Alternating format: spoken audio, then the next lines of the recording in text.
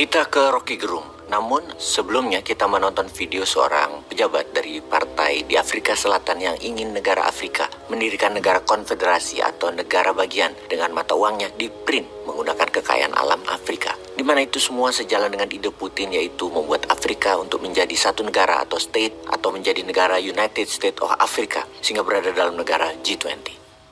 They don't have borders in Europe. But when it comes to us, they say, no, you must have borders. Why?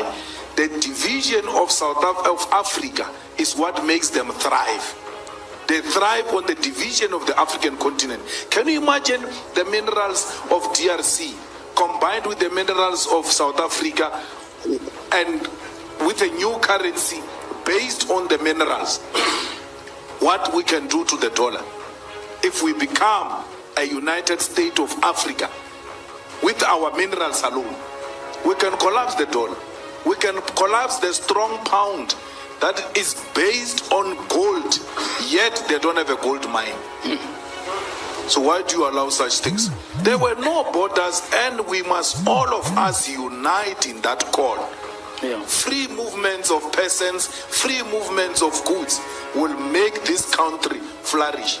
Kita ke era Pak Harto yang mengelola negara dengan tangan besi. Di tahun 90-an, Rocky sering diskusi rebuan yang dibuat Fordem, Forum Demokrasi, di rumah Marsilam Simanjuntak. Di sana kita akan sering melihat sosok Rocky Gerung yang berkesan pendiam, namun begitu diberi panggung, narasinya akan menggelitik otak liar sang pendengar. Seperti biasanya, diskusi diawali almarhum Gus Dur, kemudian berlanjut ke para tokoh oposan Orde Baru. Ketika Rocky Gerung didaulat untuk berbicara, narasinya seimbang dengan Gus Dur. Rocky Gerung adalah seorang oposan murni dimanapun dia berada. Dilakukannya sejak zaman Orde Baru, zaman Pak Harto berkuasa. Rocky bisa kita jumpai pada event diskusi yang kritis yang misalnya digalang oleh YLBHI, Pijar, atau Humanika. Ketiga parpol itu tempat para oposan terdepan di zaman Orba. Rocky Gerung di banyak forum zaman Orde Baru selalu jadi yang utama dihubungi, meski terkadang banyak berhalangan datang, bukan karena dia tidak mau hadir. Namun hobi naik gunung bisa memakan waktu berminggu bahkan berbulan. Saat itu belum ada alat komunikasi seperti handphone.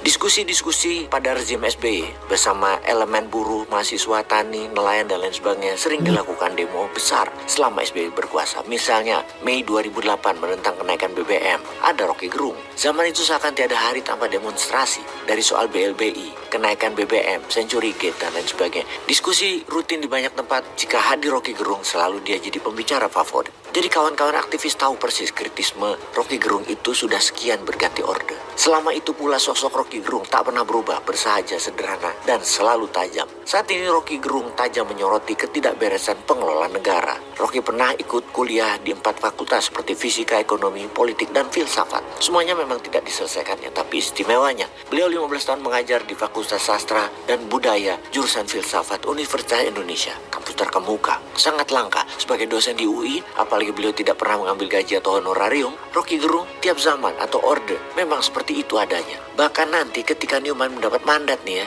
Newman menjalankan printing money, rupiah berbasis sumber daya alam yang akan memprint 5.000 triliun rupiah dengan underlying project seperti membuat puluhan ribu kapal nelayan, pabrik pupuk untuk petani, proses cold storage ikan, yang semua untuk rakyat. Juga mendirikan pabrik farmasi terbesar untuk obat-obatan gratis, rumah sakit gratis, dan jaringan internet untuk sekolah gratis dengan laptop gratis, buatan 100% nasional. Seorang Rocky Gerung pun akan tetap berbunyi nyaring, memaki bahkan untuk mengingatkan Newman banyak hal yang masih belum dibenahi atau salah. Memang DNA-nya menjadi cermin siapapun pejabat berkuasa. Newman akan tetap biasa saja karena memang perlu orang seperti dia. Silogisme bajingan tolol itu punya makna kritis karena di ruang dialektika, diskusi seperti acara diskusi jelang aksi buruh tolak Omnibus Law. Beda dengan sumpah serapah pejabat seperti Ahok atau Risma yang acap kali memaki rakyat. Kita bisa lihat di TV untuk hal itu dan sering muncul. Apakah menghardik kotor hanya boleh buat rakyat, tidak boleh buat penguasa? Kontrol, kritik, cacian sepanjang dalam ranah dialektika,